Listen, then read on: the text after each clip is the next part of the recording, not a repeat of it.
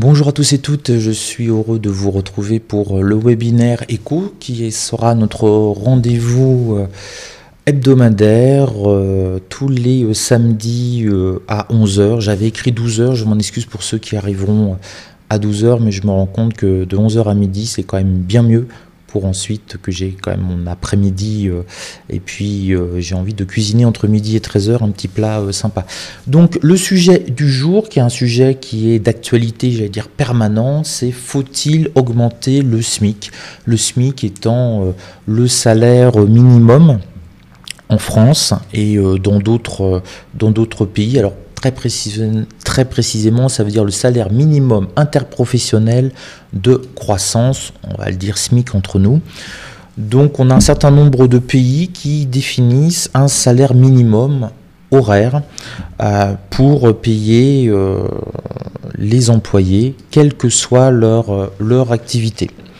L'avantage de cela, c'est qu'on n'est plus autant dessert et que quelqu'un qui va travailler 1 heure a au moins la garantie d'avoir, alors ça va dépendre des pays, 5 euros, 8 euros, 10 euros, 12 euros, 14 euros de minimum. Le patron qui l'emploie ne peut pas descendre en dessous de ce salaire-là. Donc c'est une sécurité minimale pour les employés qui sont les moins bien payés en taux horaire.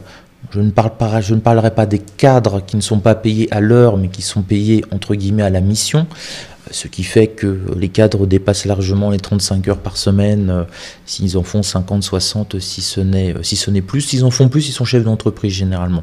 On a à peu près ça, les salariés travaillent 35-40 heures, 45 heures par semaine à peu près, les cadres entre 40 et 50-60 heures. Plus ils sont élevés dans la hiérarchie et plus ils travaillent en nombre horaire. Et un chef d'entreprise travaille entre 50 et 80 heures par semaine à peu près, avec des pointes à 100 heures par semaine si besoin, bien entendu. Mais on va rester vraiment dans le cadre du salariat. Alors systématiquement, ça revient à toute période et échéance politique. Tous les hommes politiques nous disent qu'il faut augmenter le SMIC, ce n'est que justice pour des gens qui travaillent, ce n'est pas normal qu'ils soient si peu payés, et les augmentations vont de 5% à 40 ou 50% selon les partis politiques, mais ils sont tous dans cette logique-là. Par contre, jamais je n'ai entendu un homme politique ou même des commentateurs à la télévision nous expliquer les conséquences de l'augmentation du SMIC. Elles paraissent tellement évidentes aux gens, le gars qui a le SMIC, il a plus d'argent et donc il peut acheter plus de choses, son pouvoir d'achat augmente. Hélas, si c'était aussi simple que cela, je ne ferais pas ce webinaire. Alors, je vais vous citer mes sources.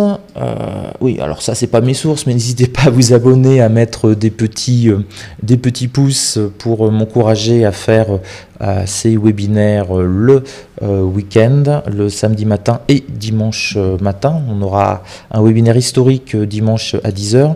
Donc voici les sources que j'ai utilisées pour faire ce petit webinaire. Francis Kramarz, donc, qui est chercheur à l'INSEE, au CNRS, et Thomas Philippon, qui est chercheur au MIT, ont sorti en septembre 2020 un travail qui a eu pas mal d'impact dans le milieu des économistes, où ils démontrent, et on va voir ça en détail, qu'une augmentation du SMIC détruit énormément d'emplois, détruit 25 000 emplois par exemple pour la France, ce qui est quand même énorme. On va totalement modérer leurs propos avec l'étude d'Éric Meyer et Mathieu Plaine, qui eux sont de l'Observatoire français des conjonctures économiques, l'OFCE, qui pour moi ont été beaucoup plus loin dans cette analyse et où ils ouvrent un champ beaucoup plus global. Je me suis énormément appuyé sur le rapport du groupe d'experts sur le salaire minimum interprofessionnel de croissance du 27 novembre 2020. Qu'est-ce que c'est que ce groupe d'experts? C'est 4-5 experts qui sont nommés par décret et qui tous les ans sortent un rapport sur le SMIC. Ce rapport permet d'aider, donc ce sont des gens indépendants, chercheurs à Polytechnique, chercheurs à l'OCDE, etc. Ils sortent un rapport sur le SMIC, d'ailleurs il est là, je crois qu'il fait 226 pages de mémoire, oui c'est ça, il fait 226 pages, voilà, donc passionnant, passionnant, passionnant, passionnant. Voilà, donc je vous fais un petit peu un résumé de ce qui est dit dedans, mais vous le trouverez sur le site Handlil si vous voulez le télécharger. Il est, voilà, c'est un monument. Donc c'est essentiellement ces trois choses-là. Et si vous voulez vraiment aller plus loin, si vous avez cette curiosité, je vous conseille très fortement le document de travail de l'INSEE qui a été publié en 2012. Là, c'est un petit peu plus, on va dire, mathématique. Et les travails de Muller sur les effets des hausses du SMIC sur les salaires mensuels dans les entreprises de 10 salariés, c'est là en fait où c'est le plus important, ou plus. Alors ça date maintenant d'une dizaine d'années, mais ça reste toujours extrêmement clair. Et c'est notamment un document de travail de la DARES. Alors qu'est-ce que c'est que la DARES? C'est la direction de l'animation, de la recherche, des études et des statistiques. Alors, je vais même mettre un R là, comme ça on verra bien le DARES, du ministère du Travail français. Et là aussi, vous avez des gens qui sont vraiment de très haut niveau. Pour le rapport est vraiment passionnant. Voilà, vous retrouverez sur le site Handlil toutes les infos et les liens pour aller voir les rapports et les télécharger si ça vous intéresse. Alors, maintenant on attaque le gros du gros. Faut-il augmenter le SMIC? Alors, on a donc Francis Ramaz et Thomas Philippon qui ont fait travail de recherche, donc très sérieux, hein, oula, attention, hein, CNRS, INSEE, MIT, et ils ont calculé que ça avait un effet très conséquent sur le marché, du travail. Pourquoi? Parce que le SMIC, ça concerne des postes de travail occupés par des salariés qui, pour beaucoup, ont très peu de réserve de productivité. Alors, qu'est-ce que c'est cette réserve de productivité? Quand un patron vous embauche, c'est pas une association loi 1901 qui touche des aides pour pouvoir vous créer un emploi aidé. Quand un patron vous embauche, c'est qu'il va vous payer 2000 € et qu'il espère que votre travail va rapporter à l'entreprise plus de 2000 €. Voilà, sinon, vous pouvez vous inquiéter, l'entreprise dans laquelle vous êtes risque de s'écrouler assez rapidement. C'est ce que les marxistes, et notamment je vous invite à lire Le Capital de Karl Marx, expliquent de manière extrêmement intéressante. C'est le premier à avoir mis en fait le doigt dessus. Quand vous êtes payé une heure, par exemple vous êtes payé 15 € de l'heure, vous travaillez à peu près 40 minutes pour vous, et 20 minutes pour l'entreprise. Pourquoi? Parce que en travaillant pour votre entreprise, vous allez toucher 15 €, mais vous allez produire en richesse, en valeur pour l'entreprise, peut-être, allez, on va doubler, vous produisez 30 €. Donc vous produisez 30 € de richesse pour l'entreprise, et sur ces 30 € produites par vous, là on est vraiment dans une logique marxiste, l'entreprise vous en redonne 15. Et dans ce cas-là, non sans humour, Marx se disait, il faut surtout pas que les ouvriers sachent cela. S'ils travaillent une heure et ils font gagner 30 € et on leur donne 15 €, les ouvriers vont travailler qu'une demi-heure. Et l'autre demi-heure, ils vont dire, c'est pour le patron, j'arrête de bosser. Alors évidemment, ça marche pas comme ça, parce que si vous travaillez une demi-heure, que vous arrêtez de bosser, vous n'allez pas créer 30 € de valeur. Mais l'idée globale, c'est ça, c'est que quand vous êtes employé, c'est le but même de l'emploi, sinon votre employeur n'aurait aucun intérêt à vous employer, vous allez produire plus de richesse que le salaire que vous allez toucher. Donc, voilà, je simplifie quand même à l'extrême. Donc, ce que met en avant l'économiste Francis Ramaz, qu'on ne peut pas taxer de marxiste, c'est que le SMIC, ce sont essentiellement des postes où il y a très peu de productivité supplémentaire, de réserve de productivité. Ça veut dire quoi la réserve de productivité? Ça veut dire de la création de valeur supplémentaire. Donc, si vous augmentez le salaire minimum, vous allez rendre beaucoup moins productifs les plus fragiles, et ces gens-là vont donc perdre leur emploi. On prend un cas concret, vous êtes dans une usine, vous payez la personne au SMIC, le salaire minimum dans ce pays-là est de 15 €, La personne travaille et quand vous calculez tout, elle crée 16 € de valeur. Vous lui en donnez 15, il reste 1 € pour l'entreprise. Si vous augmentez cette personne au salaire minimum, si vous passez de 15 € à 17 €, vous allez perdre de l'argent à l'employé et donc vous allez la renvoyer. Et c'est pour ça que c'est plus simple, entre guillemets, d'augmenter des cadres, parce que eux, en travaillant plus, par exemple, ils ont des réserves de productivité largement supérieures à quelqu'un qui travaille à la chaîne. Quelqu'un qui travaille à la chaîne, ses réserves de productivité, c'est tellement optimisé, c'est le taylorisme, le travail à la chaîne, c'était créé pour ça, c'est tellement optimisé que, à moins de travailler 2 fois plus vite, et il ne pourra pas, et déjà il travaille en la vitesse maximum, si j'ose dire, il ne pourra pas créer de la richesse supplémentaire, donc il ne pourra pas compenser cette augmentation. Pardon.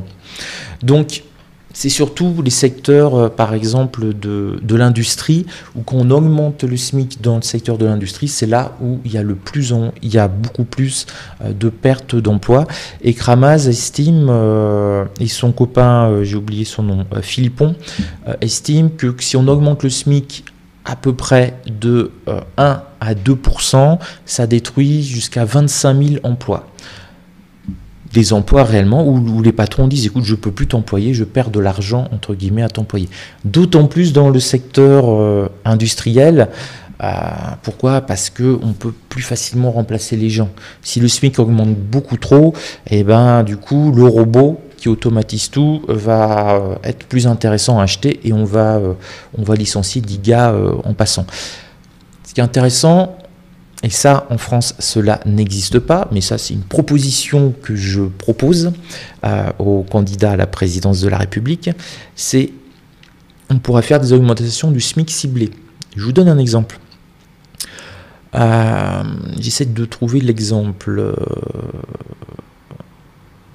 Par exemple, dans les EHPAD, beaucoup d'aides-soignants sont payés au SMIC. Et là, la question de la concurrence n'a pas du tout la même importance dans les EHPAD que dans l'industrie, par exemple, automobile. Déjà, dans les EHPAD, il manque de monde. Donc, l'offre et la demande, on peut augmenter, entre guillemets, un peu les salaires dans les EHPAD. Ils ne vont pas renvoyer la personne qui travaille à l'EHPAD parce qu'ils en manquent déjà.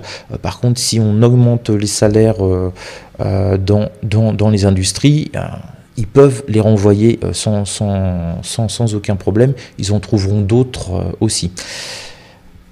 Voilà, donc ça, selon les secteurs, il faut quand même un petit peu nuancer parce qu'il y a une véritable hétérogénéité des entreprises. Et c'est le problème de l'augmentation du SMIC, c'est que ça vient du haut, ça vient de l'État.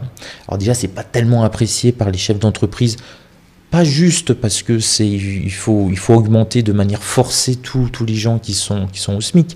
C'est aussi que l'État décide de la politique salariale dans les entreprises. Et ça, je ne m'en rendais pas compte avant d'être chef d'entreprise. Quand j'ai créé ma première boîte, elle était dans le secteur informatique, etc. Et j'ai découvert ce que c'était que les conventions collectives. Qu'est-ce que c'est une convention collective? C'est une convention qui fixe les salaires pour les gens de ce métier. Et les salaires sont, s'il y a une convention collective, supérieure au SMIC. C'est-à-dire que si vous êtes dans le domaine informatique, vous ne pourrez pas recruter, vous n'aurez pas le droit, vous serez dans l'illégalité. Si vous recrutez une personne à 1 400 € parce que votre convention collective indique que le premier recrutement est à 1 650 €. Donc, il faudra prévoir de payer cette personne 1 650 €. Alors, ça peut poser des problèmes parce qu'à 1 400, 1 500, pour vous, ça pouvait être jouable de prendre la personne. À 1 600, 1 650, 1 700 €, ça pouvait être compliqué, surtout pour une entreprise qui se lance où le chef d'entreprise, 9 fois sur 10, ne se paye pas lui-même. Il touche 0, il essaie de développer l'entreprise et quand il emploie, c'est vraiment l'argent qu'il donne à ses employés, c'est bien souvent au début de sa poche, parce qu'il n'y a pas assez, de clients pour pouvoir payer le salarié. Donc, c'est pour ça que c'est pas très apprécié que l'État décide de tout. et que l'État dise du jour au lendemain, je suis chef du gouvernement, je suis président de la République, je décide que le SMIC augmente de 5% et vous augmentez toutes vos personnes qui sont au SMIC de 5%. Donc déjà, il y a un effet un petit peu négatif entre le rapport entre les chefs d'entreprise et le gouvernement. Donc ça, c'est la première chose. La deuxième chose, c'est que, notamment ce que j'ai découvert avec les conventions collectives, vous n'avez absolument pas la liberté salariale que vous souhaitez. Moi, j'étais monté dans une entreprise que j'avais fait à 6 salariés et j'avais le dernier qui était arrivé, qui était super bon. Voilà. C'est tout. Par rapport aux autres, il faisait le même boulot, sauf qu'il abattait 2 fois plus de boulot, il ne créait pas de problème, il était très positif, il arrivait avant les autres, il repartait après les autres, voilà, enfin, grosso modo, il respectait les heures, ce qui n'est pas le cas forcément de tout le monde. Et voilà, c'était quelqu'un avec qui vous aviez plaisir à voir travailler, et j'envisageais pour ce gars-là, si ça continue comme ça, qu'il devienne, entre guillemets, mon adjoint, et si ça marchait super bien, qu'il prenne totalement, qui deviennent gérants de la boîte, et moi j'allais faire autre chose, développer une autre société en toute confiance avec quelqu'un d'efficace qui faisait tourner la boîte. Et dans les conventions collectives, j'ai pas eu le droit de l'augmenter. Pourquoi j'ai pas eu le droit de l'augmenter? Parce que c'était le dernier arrivé. Et dans ma convention collective qui a été signée je ne sais pas quand, et par je ne sais pas qui, mais je devine un peu les courants politiques, il fallait que j'augmente tout le monde. C'est-à-dire que les 5 premières personnes que j'avais recruté, la 6e et la dernière qui était vraiment mieux, et lui je voulais lui mettre 1000 € de plus, hein. Voilà, tous les autres étaient à peu près au SMIC, enfin plus que le SMIC, était au minimum de ma convention, et lui je voulais lui mettre 1000 € de plus. Il le méritait, quoi, tous les mois. Et puis je voulais, comme je vous l'ai dit, en faire le futur manager de la boîte, ce qui m'aurait permis de développer une autre boîte dans un autre domaine, et ainsi de suite, pouvoir accumuler 3-4 boîtes avec 3-4 managers compétents et qui font tourner la boîte. Et après, j'ai juste à les appeler une fois par semaine pour faire le point. Bon, c'est assez difficile de trouver ce type de personne, mais ça existe quand même. Lui, je ne pouvais pas l'augmenter, sinon j'aurais dû augmenter les 5 autres de 1000 € aussi. Voilà. Alors après, il y avait des possibilités. J'avais pensé faire des primes exceptionnelles, mais on n'avait pas le droit de faire une prime pour une personne et pas donner à tous les autres. Donc en fait, le système réglementaire m'a empêché concrètement de payer un gars qui était au SMIC plus 200 €, c'était à peu près la convention, de toucher 1000 € de plus. Je ne pouvais pas, et c'est complètement fou, je ne pouvais pas juridiquement augmenter quelqu'un qui, pour moi, le méritait largement. Voilà, et là, on voit le côté réglementaire des conventions sociales où tout le monde, et là c'est l'égalitarisme, tout le monde doit être traité au même niveau. Donc si on augmente quelqu'un de 100 €, il faut augmenter tout le monde de 100 €, alors qu'on n'est pas du tout dans la méritocratie. Moi j'étais parti pour une boîte, chef d'entreprise, c'était la méritocratie. Toi tu bosses, c'est super, et tu as 1000 € de plus. Toi tu fous rien, écoute, t'es pas augmenté, et puis si tu continues comme ça, tu dégages, quoi. Voilà. Et non, c'est pas possible. C'est pas possible. En tant que chef d'entreprise, on n'a pas le droit d'augmenter ses salariés comme on le souhaite. On a une convention collective. Alors la mienne était peut-être un peu plus restrictive que d'autres. Je ne sais pas, j'ai pas été voir les autres conventions collectives. Déjà connaître la sienne, c'est bien compliqué pour rester dans les clous. Voilà, donc ça déjà c'est une chose que peu de salariés savent, c'est que même si votre patron veut vous augmenter de 500 €, il n'a pas forcément le droit juridique, où il doit augmenter tout le monde, et même Martine. Alors si vous voulez dire, pas envie d'augmenter Martine. La question que maintenant j'aimerais voir en détail, ça c'est un peu l'expérience du chef d'entreprise qui vous parle, en détail, c'est si réellement nos amis Francis Kramaz et Thomas Philippon ont raison en disant que si on augmente le SMIC de 1 à 2%, ça détruit 26 000 emplois. Alors là, je vais m'appuyer sur les études de l'OFCE et mes propres réflexions pour nuancer ça quand même assez fortement. Alors, c'est clair que les études de l'OFCE sont arrivées à peu près au même scénario. Une augmentation de 1% du salaire minimum, ça crée 26 000 emplois.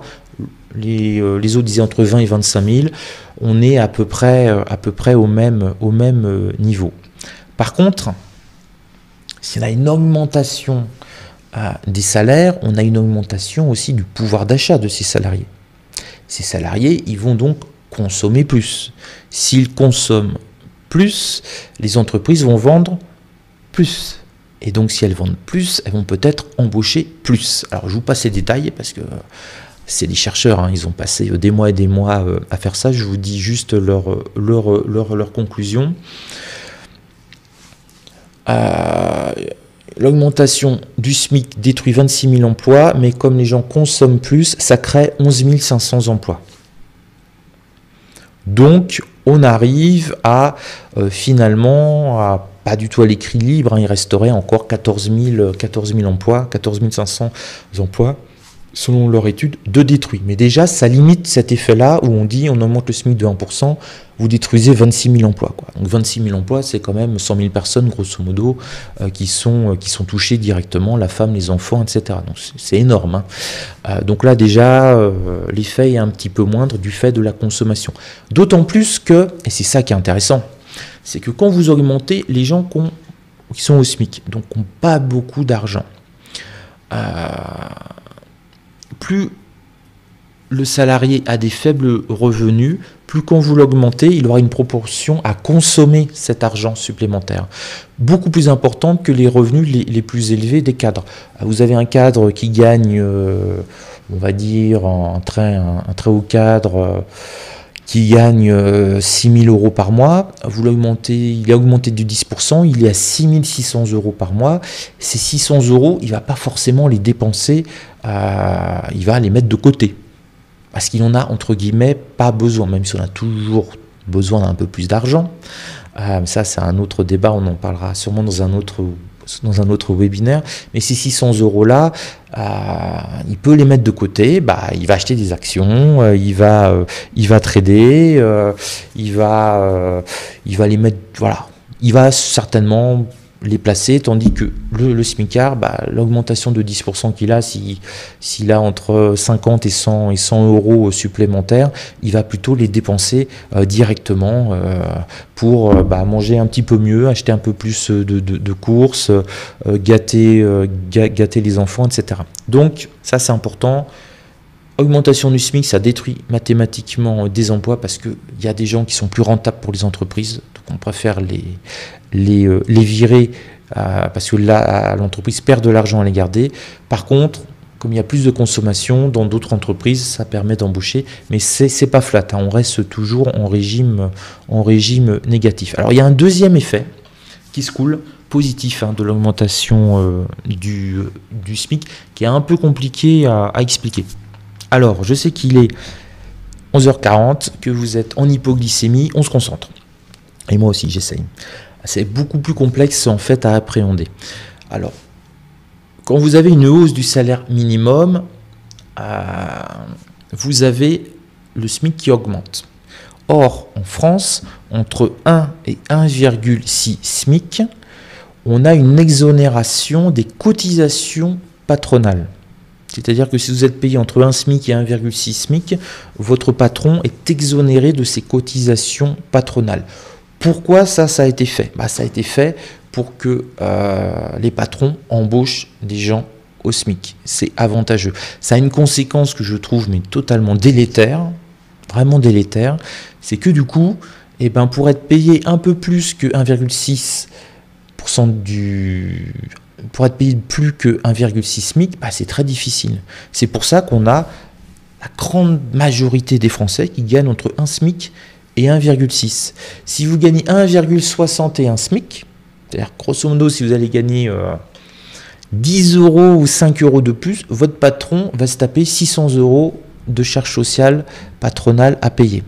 Et donc c'est pour ça que le fait qu'on a exonéré de charges sociales le SMIC, entre 1 et 1,6 SMIC, ça veut dire qu'on a une énorme compression de la classe moyenne à ce niveau-là, parce que dès qu'on passe un tout petit peu au-dessus, pour l'entreprise, poum, c'est le coup de bambou.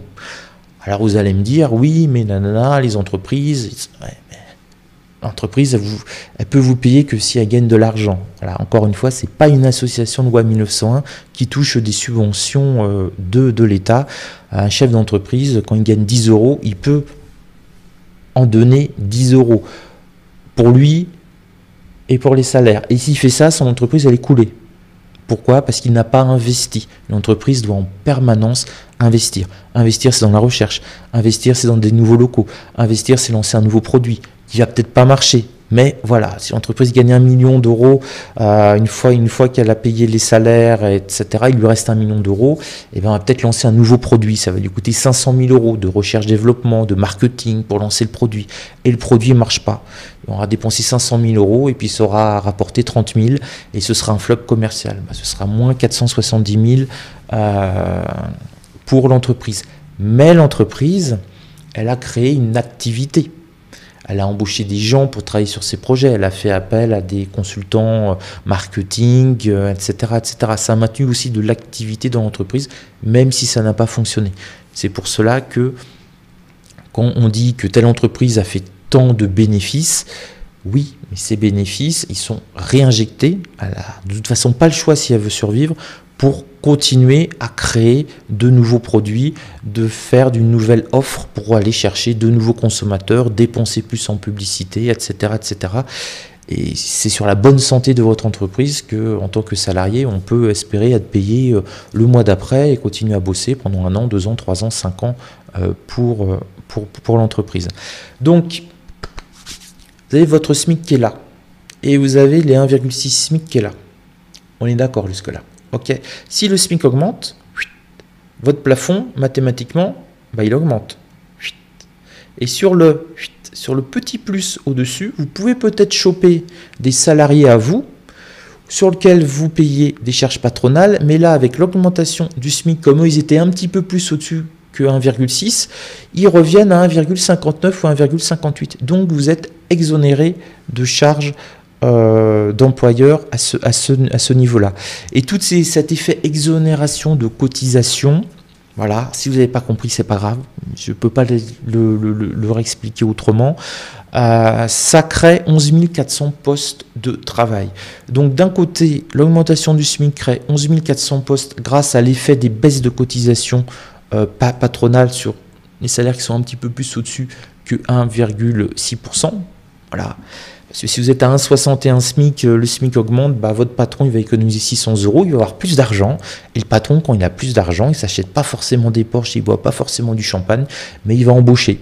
Voilà, s'il a 5 personnes à ce niveau-là et que l'augmentation du SMIC, ça lui permet d'avoir 6 personnes où il ne va pas avoir à payer les cotisations patronales, il peut économiser 4 000 euros et avec ça, il peut embaucher 2 personnes, par exemple. Et il va recréer de l'emploi. C'est comme cela que augmentation du SMIC, 26 000 destructions d'emplois, l'effet de la demande supplémentaire par la consommation 11 500 et l'effet des baisses des cotisations sociales 11 400, ça nous fait 22 900.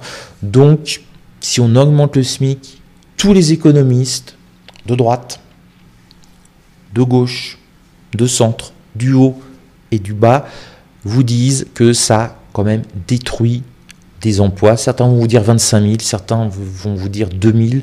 2000, c'est entre guillemets gérable, mais c'est l'ordre d'idée. Je voudrais aller un petit peu plus loin que cela et de vous parler de l'effet psychologique de l'augmentation du SMIC. Alors, l'augmentation du SMIC, il y a plein d'autres études qui ont démontré que quand vous augmentez le SMIC d'une personne, on va dire un chiffre simple, on l'augmente de 10. Il y a un effet immédiat, ils s'en rendent compte, et au bout de 6 mois, 9 mois et 12 mois, l'effet diminue de plus en plus, et au bout de 12 mois, il n'y a plus aucun effet. Ils ne se rendent plus compte de cette augmentation de 10.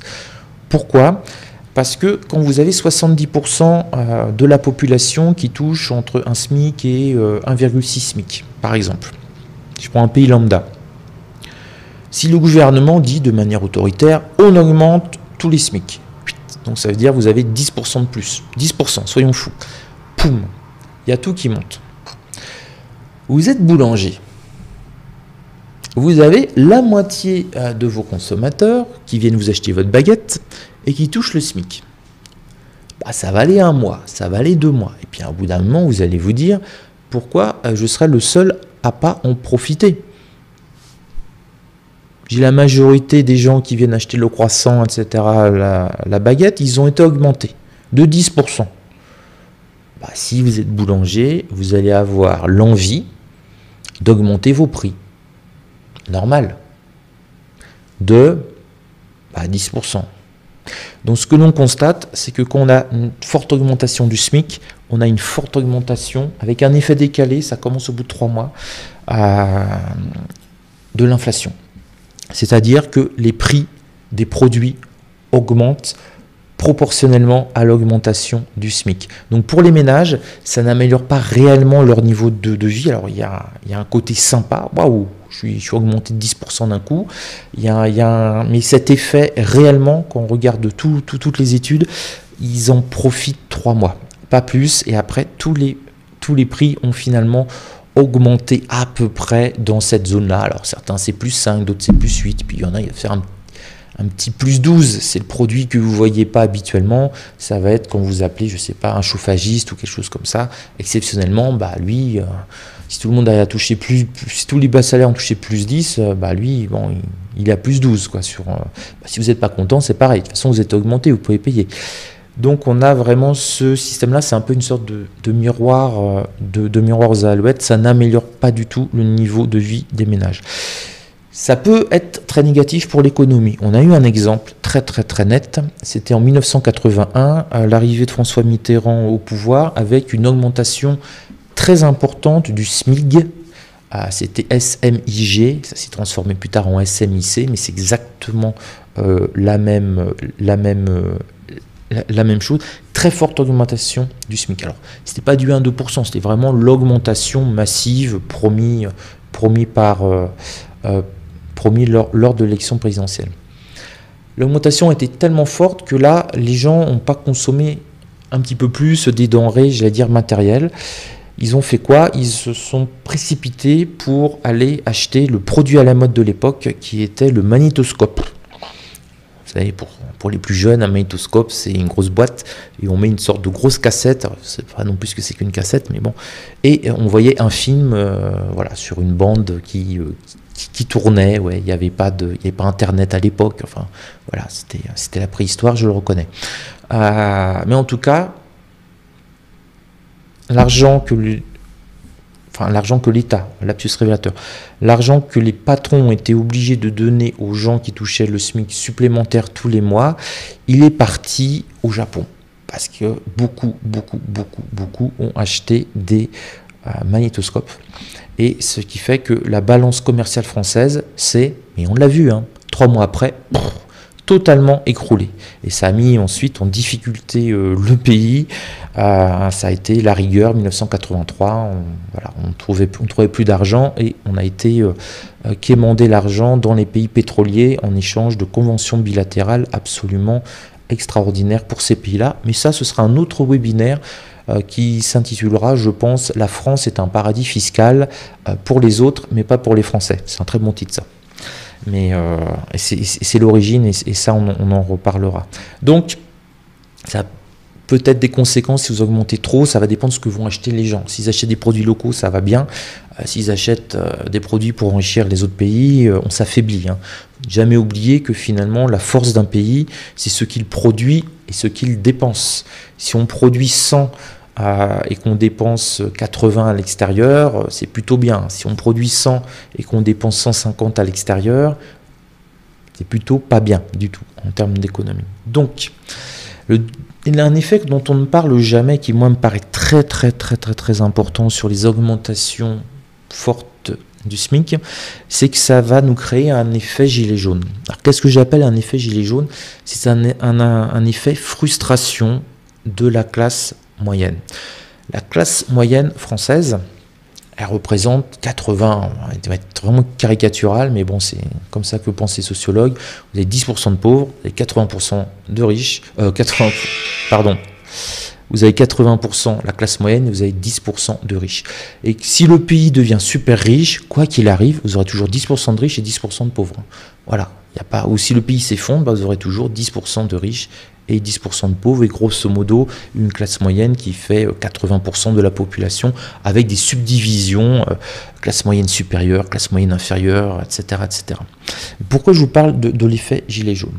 Quand le SMIC augmente, ça crée beaucoup de tension au final. S'il augmente trop vite et de manière trop régulière, ça crée de la tension par rapport aux gens qui sont au-dessus du SMIC, qui gagnent plus que le SMIC, parce qu'ils restent à ce niveau-là.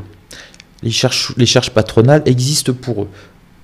Les gens au SMIC sont là, ils sont augmentés. Les gens au-dessus ne sont pas augmentés. Et puis les SMICards sont augmentés, sont augmentés, sont augmentés. Et vous voyez, le gap, la différence entre quelqu'un qui touche le SMIC et quelqu'un qui est un cadre, par exemple, qui va gagner 2000, 2500 euros par mois à l'heure actuelle, se rétrécit de plus en plus. Et ça, c'est extrêmement anxiogène, et ça génère un malaise sur les qualifications les plus élevées. Et ça, je vous cite une phrase que j'ai adorée du rapport du groupe d'experts. Et ouais, je me suis tapé les 260 pages pour faire ce webinaire. Mais bon, voilà. Il y en a qui lisent la Bible le soir, moi je lis des rapports d'experts. Voilà. Donc je cite, cela génère un malaise sur les qualifications les plus élevées.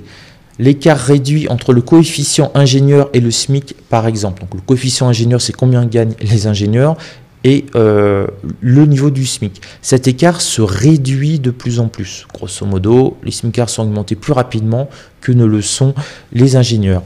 Un autre malaise fortement perçu est le chevauchement ou quasi-chevauchement des coefficients proche du SMIC. Alors ça, c'est un truc qui est très mal perçu. Alors ce chevauchement ou quasi-chevauchement, ce sont les gens qui sont à 1,6, 1,7 SMIC.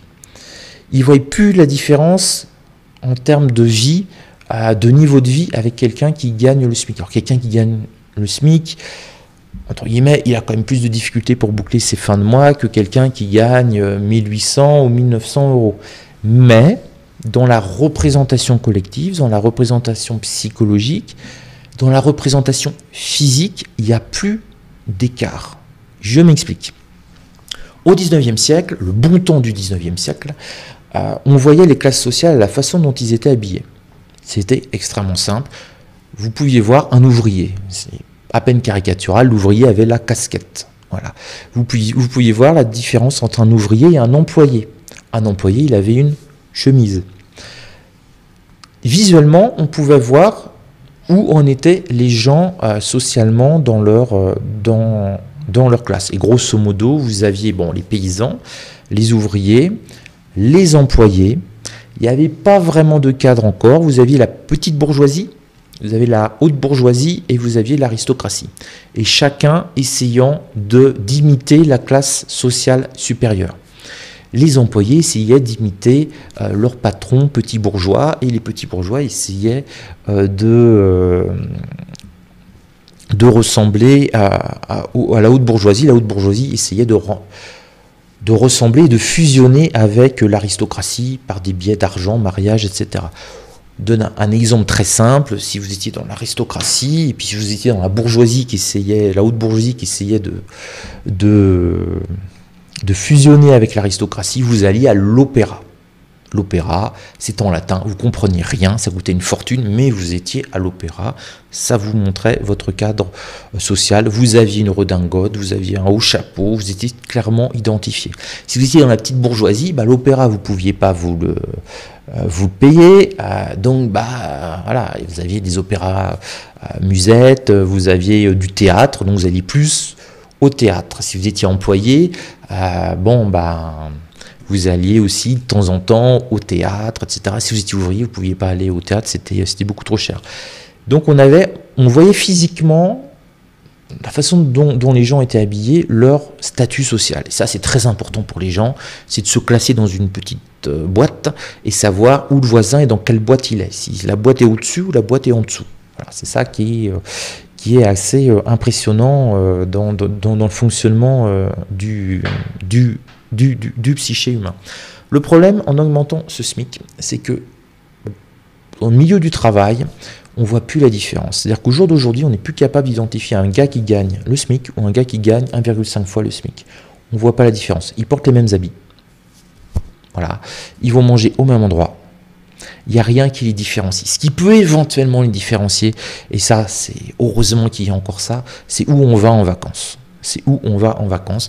Et je me rappellerai toujours un collègue prof, qui me disait je ne sais pas où aller en vacances, je ne peux pas dire que je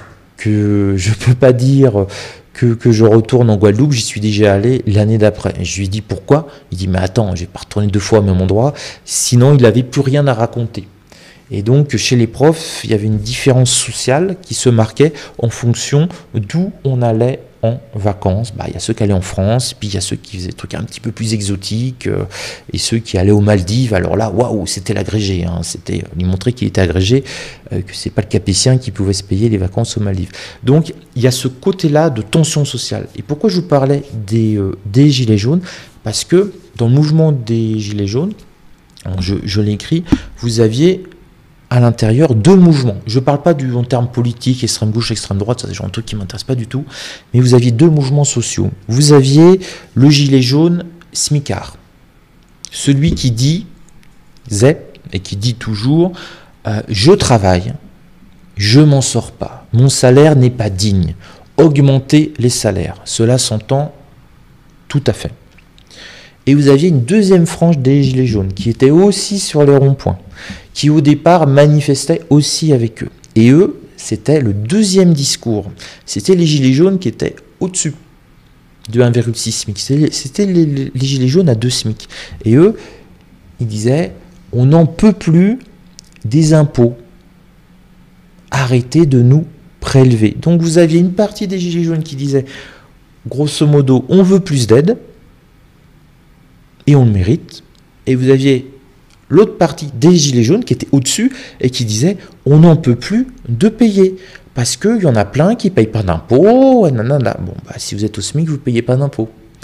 Voyez. Et donc, ils ont pu cohabiter ensemble, si j'ose dire, parce que c'était quand vous râlez et que tout le monde râle, voilà, ça râle. Je me rappellerai toujours une émission sur Europe 1 où il y avait le thème, c'était les pauvres retraités qui ne s'en sortent pas. Alors, évidemment, il y a des petites retraites, je ne le nie pas. Et pendant une demi-heure, on a eu un gars à l'antenne, à Europe 1, il pleurait. Il n'avait pas de quoi manger, sa petite retraite était trop petite et tout ça. Enfin, vraiment, c'était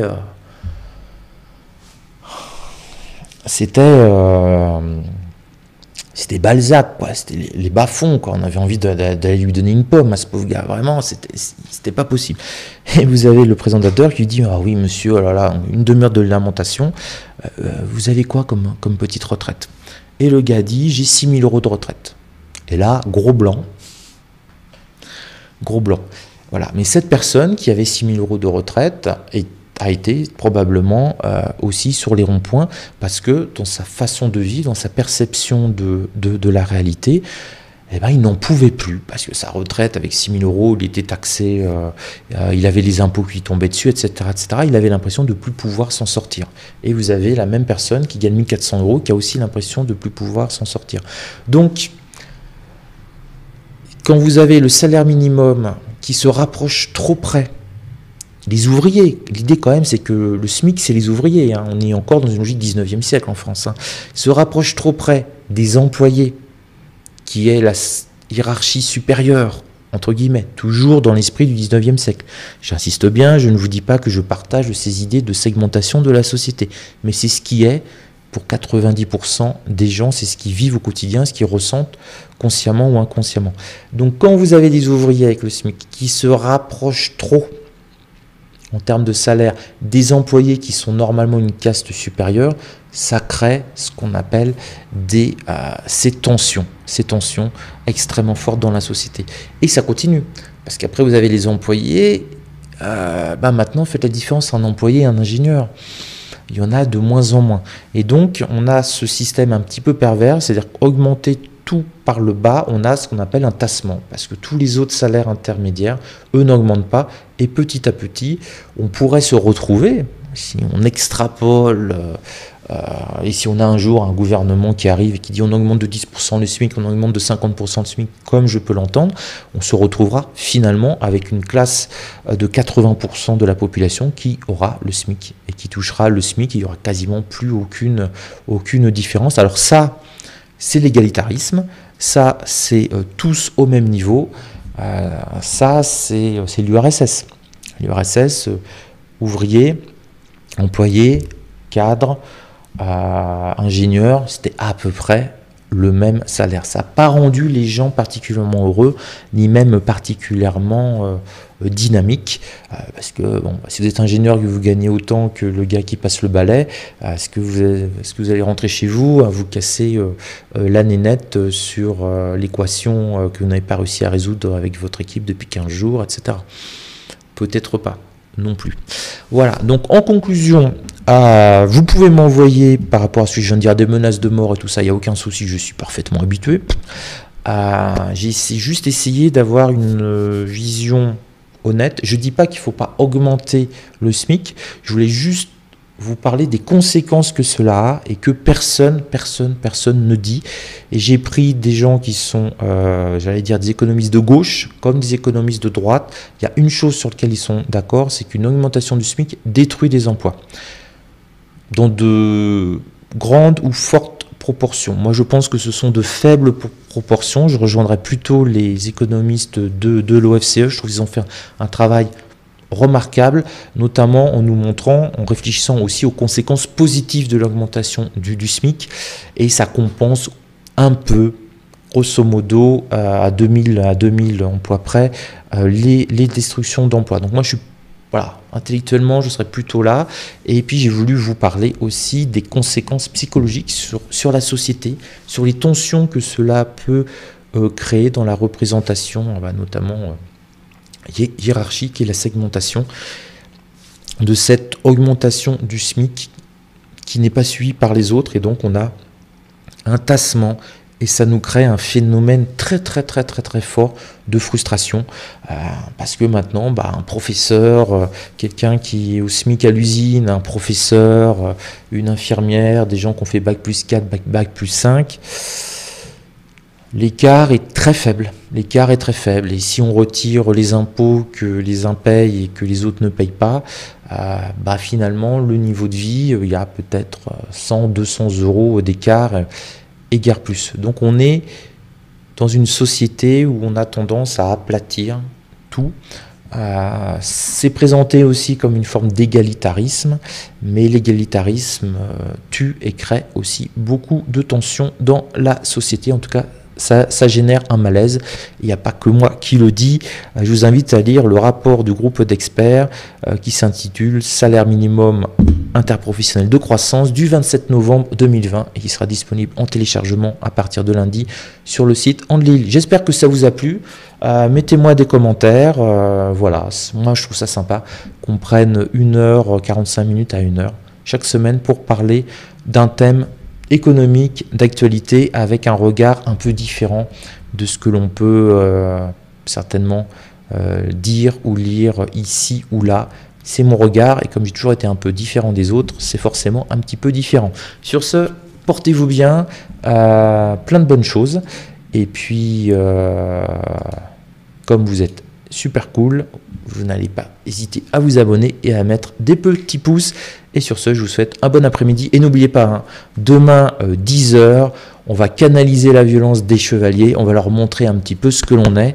Et vous allez voir que c'est passionnant, parce que c'est un sujet qui est totalement d'actualité. On n'arrête pas de dire que notre société est de plus en plus violente. Et on va avoir un cas concret, comment au Moyen-Âge, cette extrême violence qu'avaient les chevaliers qu'on a déjà vu, elle a pu être adoucie, contrôlée, maîtrisée et orientée. Et ça, vous le découvrirez.